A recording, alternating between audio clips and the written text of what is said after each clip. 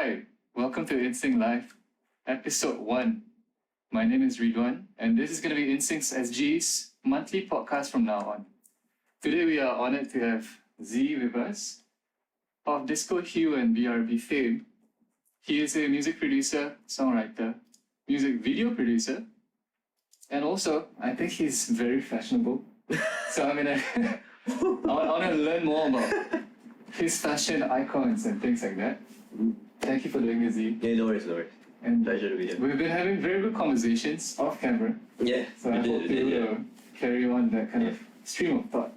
So maybe to start off with, can you share with us how you've been coping with COVID? Starting from the circuit breaker, the very first instance of the circuit breaker for yourself. I see. I think like most of us, we knew it was gonna come, but it came in a shock. Especially musicians or people of the arts industry, and to see places and bars and like stages close, venues close, for health reasons. Most of us didn't really know how to transit into doing something online, and it took me a good 2-3 weeks to figure out like how, the what's, the why and everything, and to figure out how are we gonna cope, like what if this lasts forever, or like the kind of burning questions. So we started having conversations with each other. We started brainstorming, started thinking, especially like I have 2 bands right now, so we don't have shows anymore to leverage on, for income, to promote your music. Like if you release a song like on, let's say, March, for example, which is quite a hot month, and then what, like how do you go out there and meet people, to perform to your audience? How do you approach that? And that's where we started looking into live streaming, and everyone was going to live streaming. And we had programs set up by the government was looking into that as well. And we started looking into live streaming. We started looking into more of online promotions, especially in other countries, because like the whole world is in lockdown, right? And since everyone's at home, so why not we use that as a tool, right? We started promoting our songs everywhere. We talk about South Korea, we talk about Taiwan, we talk about Hong Kong, and like I told you before, like even Bangkok and Thailand. And that's where it hit us, right? Like for my band BRB, for some strange reason, that one of our older songs got picked up, and it just rose. People are just at home listening to. You're not actually going out listening to music, but with that mentality, you're not actually going out to search for newer things. So they're listening to older stuff, right? Things that you're more familiar with. And maybe that's why, that's one of the reasons why, our older songs, our first ever song, came up. And we slowly leveraging on that to find a stable platform or income. And that's what we're doing. Aside from my corporate stuff that I've also been doing, music wise. So it sounds like you've been channeling your efforts. Yes. From live performance towards pushing stuff out, and also identifying potential markets. Yes, that's right. Yeah. Popped up, sometimes not consciously also. Yeah, it came out of nowhere. Yeah. Because ZZ was telling me this idea that if you were in Thailand and you had 20 people in a coffee shop, they would probably know your band. As compared to Singapore, which is kind of an interesting focal point. Yeah.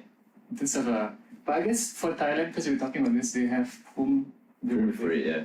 It's kind of like an indie superstar. Yeah. So I think the sound of BRB is in line with that. Yes, yeah. And we were lucky enough to open for him. I can't remember which year, last year, I think. Yeah. Maybe 2 years ago. So one thing that I would love for you to share with viewers is your journey from your 16-year-old self, the decisions you made, up to this point where you are right now. Like, maybe start us off with, my sources tell me you were a drummer first. My sources being Hide. Oh no. So how did it all like come together? Let's say you were taking your O-levels. Yeah. What were the decisions you were making back then to start with? I think it was the fact that I joined band actually back in secondary school. You know, the whole CCA fair, every CCA had a booth, just walking around finding a CCA. I knew I wanted to do something like, I don't know, soccer or something, but like I wasn't good enough in primary school, so I was like, okay, no sports related, let's find something else. And I was a huge fan of Top Gun, the movie, so I wanted to be a pilot, right? Okay. So I went to, there's a CCA in my school campus called aero modeling, so I wanted to fly planes. Okay. Oh, aero modeling. Yeah, aero modeling. I thought that was cool. So I went there, I wrote my name, just look at planes, blah blah blah. Then I was walking around looking at other CCAs. Then the loudest CCA, of course, was band, right? They were the only ones with the instruments they were playing at the parade square. That's why I saw, I don't know if you know him, Ridwan Johari, who was playing drums. Oh, he's a drummer, is it? Yeah, in my school. Yeah. So I saw him, he was doing like a 16-bar solo or something like that. I was like, oh, that's cool. On the right? snare drum. No, like on the drum set, Legit drums. because it was seated down, yeah. I see. So we're a cross beat between a marching band and a symphony I band, see. so we do a bit more contempt stuff as well. I see. Yeah. I saw him, I was like, oh, that's pretty cool, it's pretty neat, right? So I went down and I took just talked to the conductor, and he was like, yeah, we will choose an instrument for you, you just join us next Tuesday and we will, find what suits you the best. Yeah, but okay, cool, I want to play drum band, let's roll down with it. Then the turning point was the next day, I went back to class and they were arranging our seats. So I eventually sat down next to this girl who I had a crush on. So I had a crush. I had a crush on this girl from the start, right? The first time I saw her. So just nice, my form teacher put us next to each other. So I just opened up, hey, what's your name? Blah blah blah. Oh, what CCA do you pick? What's the name? I don't know. So what CCA do you pick?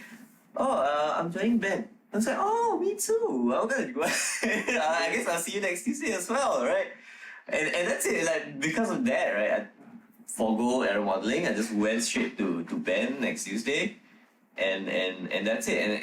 And from then on, they give me percussion. Just nice, right? Like if they give me flute, I don't know what to think about it, but they give me percussion. They gave you, right? Yeah, and it just went on from there. And after like 3 or 4 years in band, I was about to graduate. I was studying hard for my O-levels, and I was talking to a conductor, like, I think I'm sort of good at this, and I want to pursue this. Like, how do I go about doing this? He said, oh, there's a course in Singapore Poly, SP, called Diploma in Music and Audio Tech. I have sent like some students there, and you might want to consider. So sure, I looked into it, and the cutoff was like 12 or no, 11. The cutoff was 11. I was like, 11 is pretty tough. I don't know about now, but back then 11 is pretty tough. So I had to ace my AMATs. Everything had to be like 3 and above for me to actually. So I studied hard, bro. I stayed back every day. Like AMATs wasn't even my strength, and I had to like. I find it very interesting. Yeah. You're studying hard to enter a music course. Yes. I find it very interesting. That's the. Were you the second batch, third batch of the MAP? Because I remember this was like new. Yeah. I think I was the fourth or fifth. I can't exactly remember. It was years ago. But I was one of the earlier batches. Was this the first time you studied hard? Yes. There was a goal, you see, finally there was a purpose, Oh. If I wanted to study, let's say design or what, which is my like third choice, then I would just ace maybe D&T, something that's more related to it. But there's no music in O-levels, right? But there was a bunch of like boxes to be ticked. Yeah, so I studied hard on everything. Yeah, and I chose what to study as well, because I knew that was the first one I go. So yeah, it was hard. And then when the results came out, I got like 12. Ooh. And what's the margin? I wasn't even in. Like maybe my one leg was in. 12 and 11, and then they announced that this year the cutoff rose to 12. But that and like that's not even like a secure like answer for you to go in. So what I did was I auditioned it, right? I went there with everything. I went there with a guitar. I went there with a keyboard that I had, this Casio or Yamaha keyboard that I had. Everything. Then I went to play drums. I was sight reading. I played some guitar. I played some like keyboard just to just to broaden out my chances, right? Yeah, you're hungry, man. Yeah, and I think that's why the lecturer saw that and like, okay, this guy really wants to get into this course. Like that's intense. And then lucky enough I managed to get picked, and I wasn't even like picked by the majority of the lecturers. Like one lecturer saw that I was hungry, like right. and he said that I wanted him to be in. And I got in by some chance. I got in by some luck, And hard work, man. Yeah, and it propelled me from there, from the course itself. So it's like a 3-year course? Yes, a 3-year. Yeah, 3 years. What kind of stuff did you learn in this course? Something like a poly music course it's not a familiar concept to most people. I think LaSalle music courses are familiar, right? Yeah, sure. So it's called Music and Audio Technology, right? So it covers everything. It covers everything. So I think the goal for that course was to give you all these like tools for you to start off with, and then choose a valid or career path for you to decide on, like what suits you the most. Right? So we had things like songwriting, we had things like recording, which are totally two different things, We had things like acoustical science. Yeah. We studied maths as well, even we furthered maths in the course in the start of the year. Then we did all sorts of things. We did like performance, we did MIDI, production, and yeah, a lot of things. Yeah, there's a lot of so many things. Yeah, but they are all like surface level things. I see. Like at the start of the year, they teach you all the basics like keyboards, ear training, to make sure that you know pitch, what relative pitch is. They teach you MIDI, they teach you some form of like synthesis, maths, science. Yeah, that was more or less year 1. And then when you hit year 2, you have performance, all the fun stuff. I see. So finally when you hit year 3, you get to choose what kind of final year project you want to do. You want to do a song, you want to do a type of performance, so you have all these like jazz cats trying to like show off their chops for their final year project. Whereas for me, I was more of production and into mixing, so I did like dubstep. You see the big contrast between jazz and dubstep. All from the same concept. Yeah, exactly. Right. And you have people, doing like some form of like synthesis or art form. Right. Yeah. So like sound design. Yeah, sound design, yeah. And then you have people doing music for video. Yeah. Because we had film scoring? Yeah, film scoring. Oh, okay. Yeah, because we had like video and film courses in SP. So we had like some form of collab. Oh, okay. Yeah, so that's what I did as well. So I double built the thing. I did the song, which is a dubstep track, and then I paired it with a group that was also doing FYP in the film course. Oh, film course. Yes. I see. Well, that's so interesting, man. The bedrock of knowledge that they make sure you have before you choose. Well, that's a great plug for That's each other. Have you visited them since then? As an alumni or? Not as of late, but like I have met the lecturers like some time back before COVID and everything. Because this is really stunning to me. This level of instruction. Yeah. Because like if you compare that to let's say LaSalle, right? Right. It's more concentrated on what you actually want to do on the get-go. So if you want to do performance, then you join a performance. Performance major. Yeah, performance major. If you want to do mixing, then there's audio tech. I think that's what it's called. I'm not too sure. Yeah. Wow, that's so interesting. So I think one goal for us with this show is to try to establish the options that a young person may have beyond O levels. If you're interested in music or art or dance, so I think I'm very appreciative of you sharing what you just shared. So how has it been since then? Since you graduated from Poly, what was the... Because I always feel like the moment you graduate, that's kind of, okay, life begins, you start making, life happens for Well, yourself. to be fair, I had a 2-year break called NS. Same thing to me, it was Poly first, then Yeah. Okay, so maybe let's bypass, let's imagine that NS is just NS. How was life after NS? I had a good thought about it during NS. You know? Right. Well, when I was doing NS, I was thinking whether I should pursue music here, or should just start working, or should I go overseas?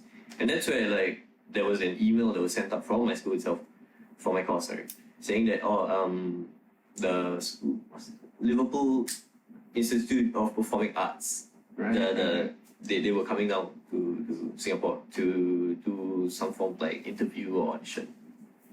You know, they sent out the brief if you're interested in trying to apply for this university in the UK. You know, these are a set of things that you need to do. So I did. I was in NS, right? So the email came out, like I took my time to fill up the boxes. You know, like they said they want to hear a mix, they want to have an interview, yada yada. So I came down back to my school in the middle of NS to meet these guys, and that was 2015, if I'm not wrong. Okay. So I was gearing up to release stuff in 2016 for my band Disco Hue. So I already had the mix in the pocket, my back pocket I already have like the songs ready to come out. So was this like an EP's worth? Maybe like 2 songs. 2 songs. Yeah. I see. Yeah. And that period of time was also the time where I started going out to meet people outside of the course, right? Like-minded musicians or producers, whatever. And I was showing this track called Better Find You. The first track. Yeah, first track. I was showing this track to people and they were like, why is this not released yet? You know, like this is of substantial quality and we've never heard this before in the industry, right? And this was 2015. So I was like, okay, I was quite confident in that track, so I didn't really need to prepare anything. I just went there, okay, this is the song that I'm gonna show you. And they were thoroughly impressed by it. They say like they've never heard something like that before in coming from here. And yeah.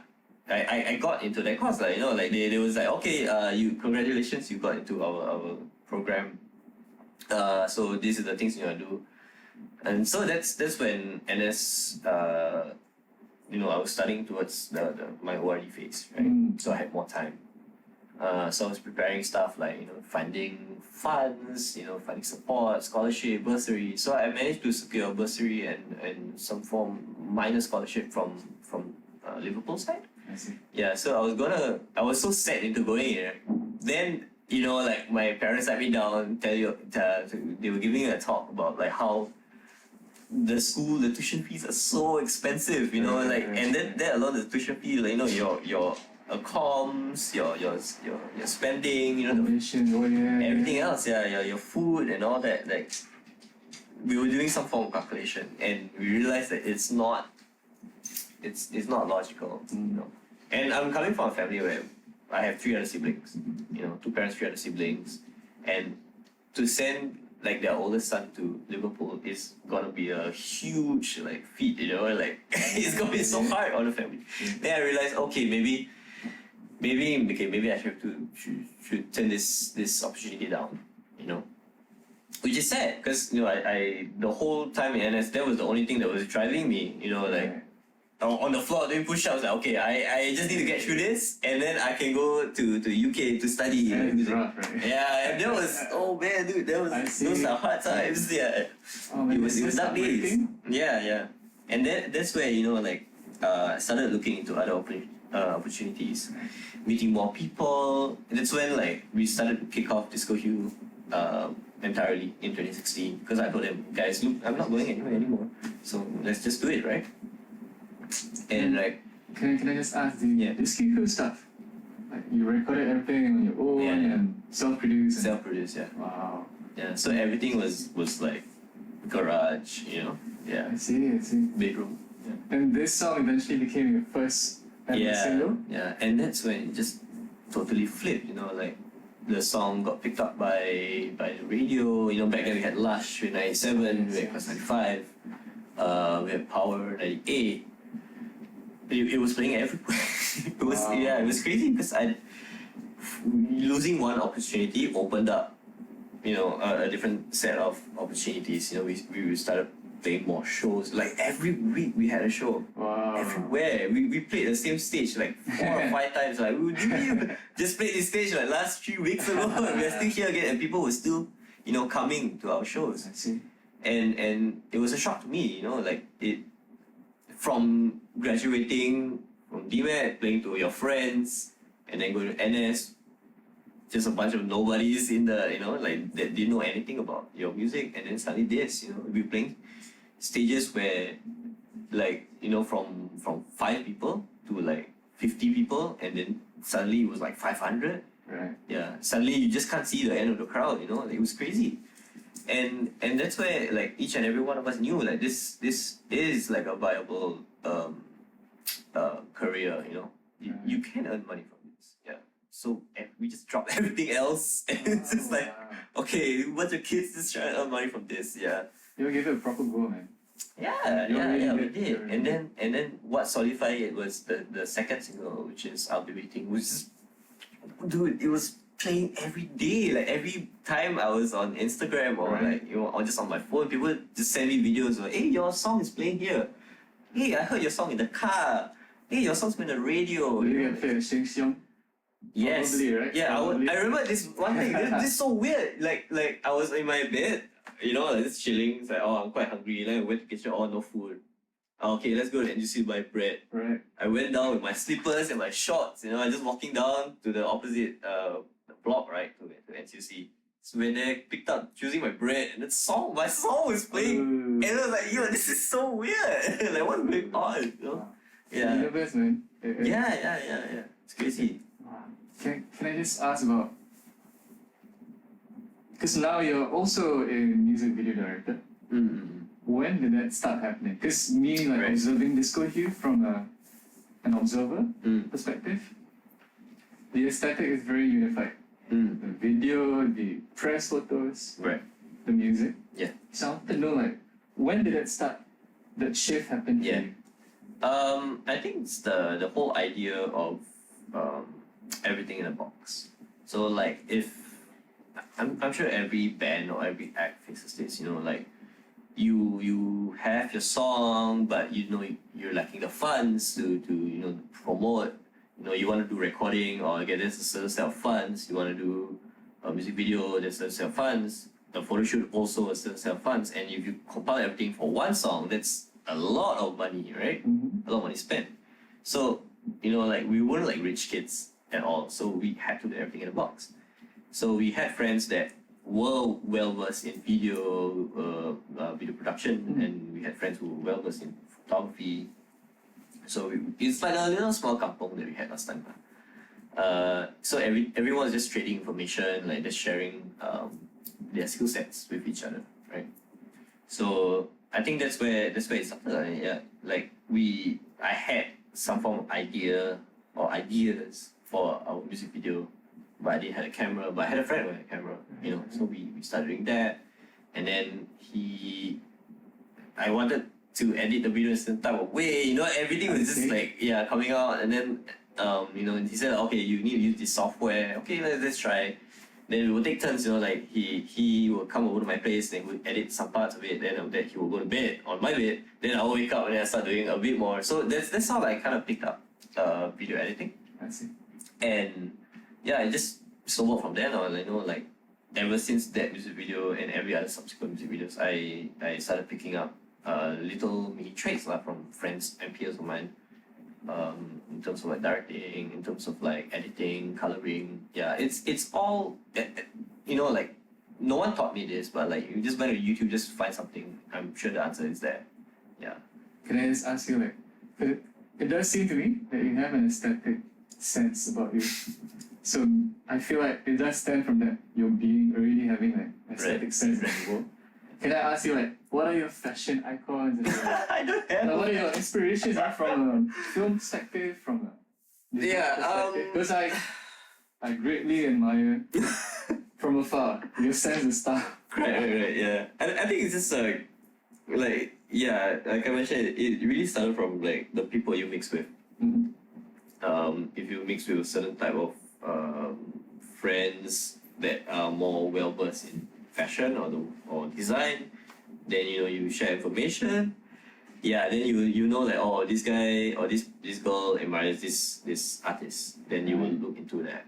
Then you start to pick from then on. You branch out yourself, and then you start looking for your own icons. And I don't really have like an idol or a fashion icon that I look at, but it's like apps like Pinterest, still website like Pinterest, or you just look at like Instagram pages that sort of have a certain type of look or a vibe. Then you learn from them, and then you start to like steal things from this and that.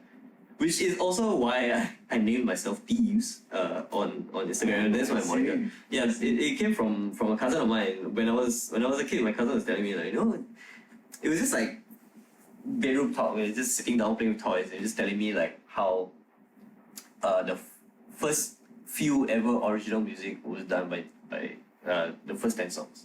Like you had maybe I don't know what the first few original music is, but the first 10 is the most original that you can get, and then everything from then on is just lifted and copied from what these 10 were. So like reappropriation. Yeah. And that kind of gave me the identity or the moniker Thieves, right? Because nothing is original anymore. And like whatever you do right now is probably stolen or probably like Because you don't create in a vacuum. Yeah, exactly. Information is already in there. It's reading it. Yeah, and like the things your parents play on maybe their CD or from their cassette back then, subconsciously plays in your brain, and it brings forward to where we are now. Yeah. On that note, because for every episode we are going to have a musical guest. Okay. So let us have a listen to our musical performer for this episode, Raphael Low, with his song called Catalyst. It's a call to action for people to be positive human beings and to not give up on life. So shall we have a listen for a short bit before we get back to Z? Hi guys, my name is Raphael and I'm a singer, songwriter and music producer. Hope everyone's been doing alright so far in this season, and I've got an original for you guys today. It's not released yet, but it will be up on streaming platforms in October. So catch it then and let me give you a sneak peek right now. Here we go.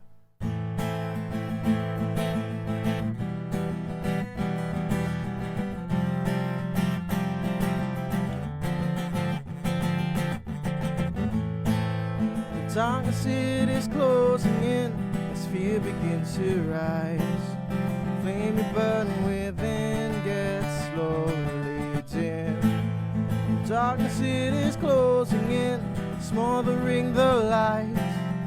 Time has come to stand and fight. Let a flame ignite your soul, come and make you whole, call you out into the light. The world is falling down, can you keep it up? Will you be the catalyst of change? The world is changing now, can you keep it up? Will you be the catalyst of change?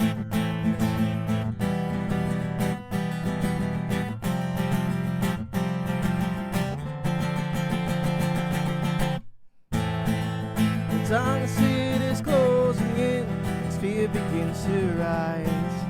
Flame you burn within gets slowly dim. Darkness it is closing in, there's nowhere left to hide.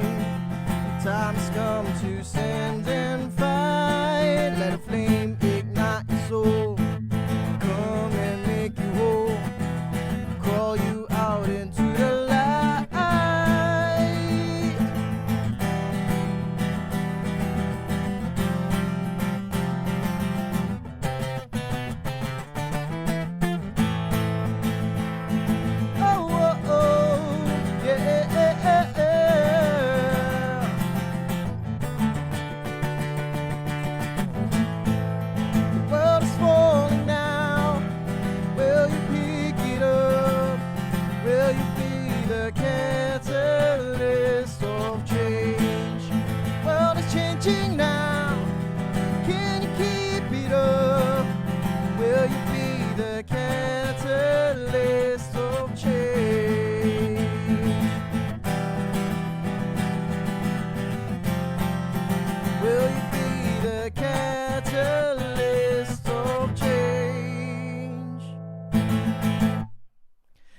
And yeah, I'll catch you guys on the other side.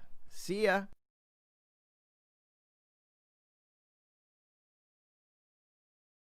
And we're back. So I hope you enjoyed Raphael's song Catalyst. I have one last question for you, Zie.